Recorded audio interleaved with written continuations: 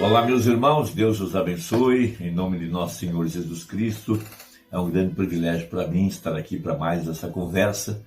E eu quero continuar meditando na mensagem: se Deus é conosco, aonde estão os seus milagres? Veja, todos nós queremos entrar na presença de Deus e às vezes nós não entendemos como que Deus se manifesta. Esta mensagem, veja, é pregada pelo profeta Irmão Branham. Veja, a própria vida dele e a mensagem trouxeram Deus para o nosso meio. E nós temos entrado em sua presença ao dar crédito, ao nos alimentarmos do corpo, palavra do Filho do Homem, ao nos achegarmos a ele, escondido atrás de peles humanas.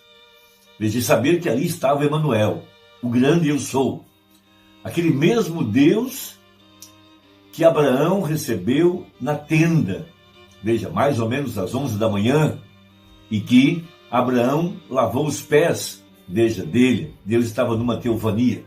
Então Abraão estava na presença do grande Deus Todo-Poderoso, o Criador, o Senhor do Universo, que agora tinha descido e tabernaculizado e veio até a tenda de Abraão. Abraão, ao lavar os pés dele, estava na presença de Deus. O mesmo Deus que Jacó lutou no vale de Jaboque.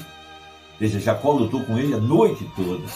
Era o mesmo anjo do Senhor que veio a Manoá, que veio trazer o nascimento sobrenatural de Sansão. O mesmo Deus que Josué viu do outro lado do rio Jordão. O mesmo Deus que Moisés encontrou na sarça ardente. O mesmo Deus que ele viu de costas, as costas de um homem. Veja, a presença gloriosa de Deus. E aqui agora nós vamos ler sobre Gideão, Juízes 6, aonde Deus apareceu na forma de um homem, logo após a mensagem do profeta. Deus mandou um profeta, Juízes capítulo 6, do verso 7 até o verso 10, e no verso 11, então, Gideão entra na presença de Deus, e Deus agora velado em carne humana. E ele faz uma célebre pergunta: se Deus é conosco, onde estão os seus milagres?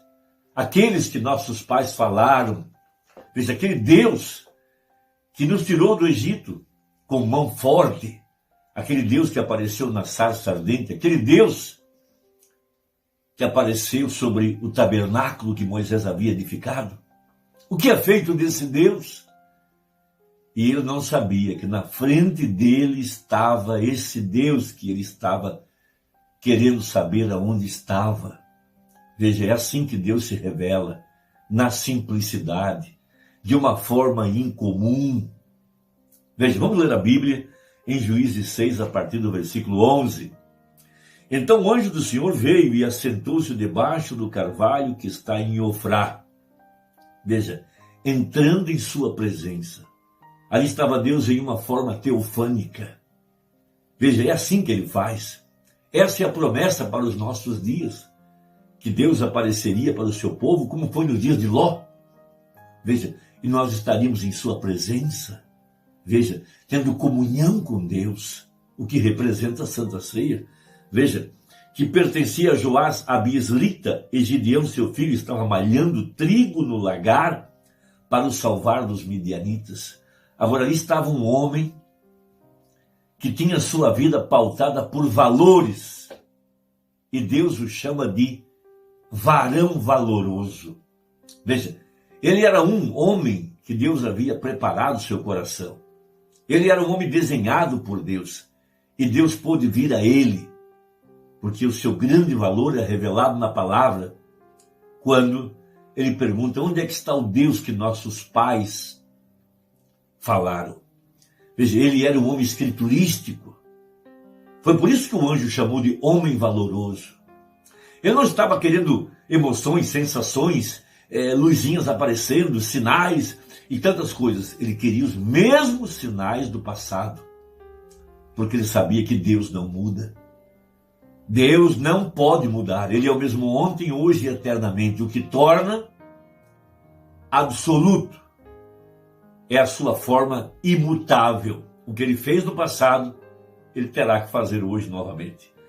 Então o anjo do Senhor lhe apareceu e lhe disse: o Senhor é contigo, varão valoroso. Em outras palavras, não apenas que Deus o protegia, que Deus estava ao seu lado em uma forma invisível, que Deus abençoava seu trabalho, que Deus abençoava sua lavoura. Deus estava dizendo para ele, em outras palavras: você está diante de mim. O Senhor é contigo. Anda em minha presença e ser perfeito. Veja, Deus havia aparecido para ele, porque Deus queria lhe mostrar que Deus é tanto esse que aparece em carne humana, como aquele que estaria diante dele em forma de espírito. Ele é o mesmo ontem, hoje e eternamente. O Senhor é contigo. Ali estava Deus, na presença dele. Ele estava na presença de Deus. Veja, varão valoroso. Mas Gideão lhe respondeu: ai, Senhor meu, se o Senhor é conosco, por que tudo isso nos sobreveio? Por que estamos acovardados? Por que estamos amedrontados? Por que fomos entregues nas mãos do inimigo? Por que plantamos e ajuntamos num saco furado? Por que o devorador está destruindo a nossa lavoura, a nossa comida? Por que estamos empobrecendo? Quando essas coisas acontecem, é hora da gente fazer um pare. Vamos examinar o que está acontecendo. Veja, e que é feito de todas as suas maravilhas que nossos pais nos contaram. Ele queria ver aquele Deus que tinha surgido diante de Abraão, diante de Isaac, diante de Jacó. O mesmo Deus que guiou Moisés para fora do Egito, o Deus que abriu o Mar Vermelho, o Deus que apareceu na sarça ardente. Ele queria ver esse Deus. Ele não estava atrás de uma novidade inescriturística. Ele queria o Deus escriturístico. Veja, dizendo: não nos fez o Senhor subir do Egito, porém agora o Senhor nos desamparou e nos deu na mão dos midianitas. Ele tinha acabado de ouvir a mensagem do profeta. Não se sabe de onde veio o profeta, quem ele era, mas no capítulo 6, no verso 7 ao 10, Deus manda um profeta. E a mensagem do profeta era para levá-lo à fé original, para levá-lo ao fundamento dos seus pais. Veja, porque ele pregou sobre o êxodo, ele pregou sobre as maravilhas que Deus tinha feito no passado, que Deus havia libertado o povo de todos os opressores, que Deus havia, veja, destruído as nações que habitavam em Canaã, para dar aquela terra para eles. Esse era o Deus que ele queria ver. Veja, porém agora o Senhor nos desamparou e nos deu na mão dos midianitas. Então o Senhor olhou para ele e disse: vai nessa tua força e livrarás a Israel da mão dos midianitas. Porventura não te enviei eu? Veja, qual era a força dele? Fé na palavra. Ele era um homem escriturístico. Ele queria ver aquele mesmo Deus do passado operando, as mesmas maravilhas, os mesmos sinais, o mesmo poder de expulsar o inimigo, de livrá-los da mão dos opressores. O mesmo Deus que operou no Egito, era esse Deus que ele estava buscando. Então disse o anjo: vai nessa tua força e livrarás Israel da mão dos midianitas. Porventura não te enviei eu? Veja, tudo que precisamos é de um homem enviado por Deus. Por isso o profeta prega logo após essa mensagem, uma outra mensagem com o título: não te enviei eu? Quando Deus envia, ele vai junto. O mesmo Deus que enviou Jesus foi junto, dentro dele. O mesmo Deus que nos envia está dentro de nós para cumprir sua palavra, para cumprir seu projeto, para cumprir seu plano. Então, nessa mensagem, se Deus é conosco, onde estão os seus milagres? Veja, aqui está o profeta então, mostrando essa grande verdade. Se Deus é conosco, se Deus estava nesse profeta de Malaquias 4, se Deus estava nesse anjo de Apocalipse 10:7, Que sinais esse anjo operaria para provar que Deus estava presente? Veja o que diz o profeta. 74. Talvez o velho homem que lá estava, ele parecia um homem velho. A Bíblia diz que ele tinha um bastão em suas mãos, uma vara. Leio no capítulo 6, quando vocês forem para casa, ou a qualquer hora da manhã, amanhã. Ele tinha um bastão em suas mãos, um homem velho, parecia estar assentado sob uma árvore, e ele o chamou poderoso homem de valor. E ele disse que Deus ia fazer aquilo. E ele disse, Deus seja contigo, ou Deus é contigo. Veja, ele disse, onde estão seus milagres? Se o Deus sobrenatural está aqui, onde estão as operações sobrenaturais de Deus? É a mesma pergunta que nós temos que fazer a respeito do profeta de Malaquias 4. Se esse homem, de fato, está escondendo o ministério do Filho do Homem, escondendo o mesmo Deus que apareceu para Abraão, escondendo o mesmo Jesus Cristo, ontem, hoje e eternamente, onde estão os seus milagres? Irmão, é riquíssima a mensagem. Ela é rica em sinais e maravilhas. Por isso temos a primeira etapa, a segunda etapa, e agora a terceira etapa, a palavra. Deus em forma de palavra. Os mesmos sinais e maravilhas. É isso que um cristão verdadeiro procura. Veja, aquilo poderia ser facilmente dito entre nossas igrejas esta noite. Onde está aquele Deus que viveu uma vez? Ele morreu, ele se foi, ele está seguindo, ele está de viagem. Aquilo que Elias perguntou para os profetas de Baal. Fala mais alto, gritem mais, talvez ele esteja dormindo, viajando, qualquer coisa assim. Ele é o mesmo ontem, hoje e para sempre. E se nós dissermos que nós somos de Deus, então vamos ver onde Deus está. Sabe qual é a razão pela qual as pessoas não conseguem ver Deus nessa mensagem? É simples. É porque nunca nasceram de novo. Elas apenas foram criadas na igreja, se ajuntaram conosco. Mas por que não podem ver Deus?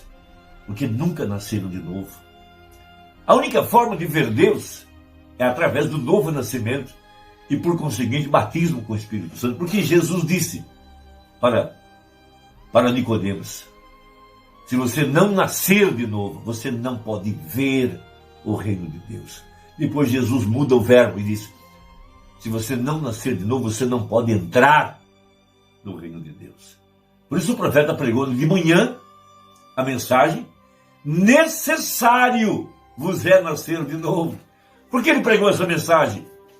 Porque para poder entender a mensagem, para poder receber a luz da palavra, para ver Deus manifestado nesse tempo do fim, não basta ir no culto, não basta ter um quadro na parede, não basta ter a literatura na prateleira. Ele pregou, necessário vos é nascer de novo. À noite ele prega, se Deus é conosco, onde estão os seus milagres?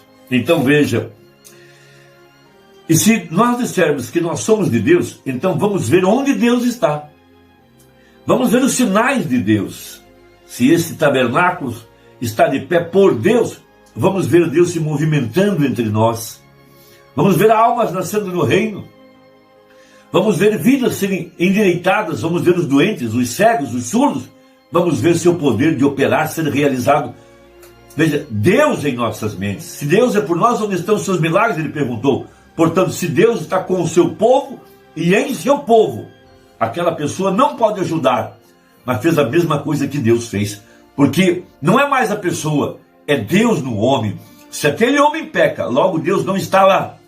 E nós sabemos que Deus Deus não tem relações com o pecado. Esta é que é a grande verdade.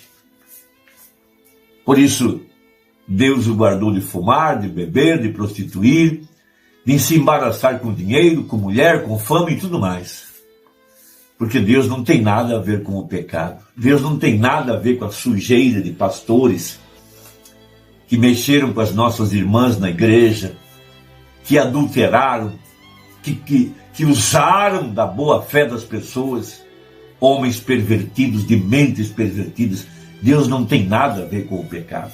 Irmão, Deus te abençoe. Espero que você possa ver Deus manifestado através dessa mensagem nas vidas de verdadeiros homens de Deus. Até a próxima, se Deus quiser, em nome de Jesus. Amém.